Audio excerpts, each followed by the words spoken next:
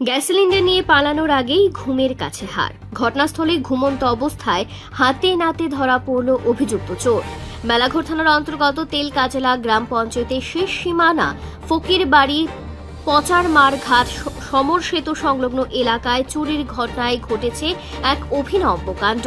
অভিযোগ, রবিবার গভীর রাতে স্বপন ঘোষের বাড়ির রান্নাঘরে দরজার ছিটকানি ভেঙে একটি গ্যাস সিলিন্ডার চুরি করে পালানোর চেষ্টা করে এক ব্যক্তি, কিন্তু কিছুটা দূর যাওয়ার পরই ঘুমে কাবু হয়ে সিলিন্ডারটি পাশে রেখে ঘটনাস্থলেই ঘুমিয়ে পড়ে সে।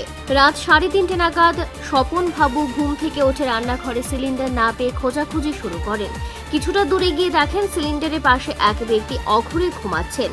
চিৎকারে স্থানীয়রা ছুটে এসে তাকে আটক করে পুলিশে খবর দেন। পরে মেলাঘর থানার পুলিশ ঘটনাস্থলে পৌঁছে অভিযুক্তকে থানায় নিয়ে যায়। ধৃতের নাম ইমান হোসেন।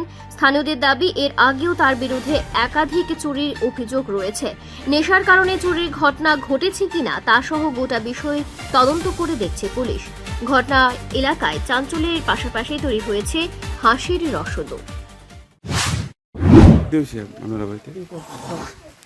সুস্থে শুরু করছে আমার কাছে গ্যাসের সিলিন্ডার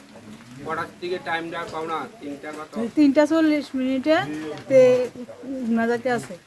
এরপর শেষে দিন এবারে তো উঠতে গেছে, এবারে তো গরু উঠতে থাকা, এরপর উঠতে দেওয়াতে গুরু গুরু করতে আছে। এরপরে শুনুবাবু সবাই ডাক দিয়েছে, ডাইকা তো বসছে। প্রথম কি দেখছে? প্রথমে দাঁড়াবো দেখছে টাইমটা কটা? 3:40। তো আপনি এখানে কিভাবে টের পাইছে? আমি ভাই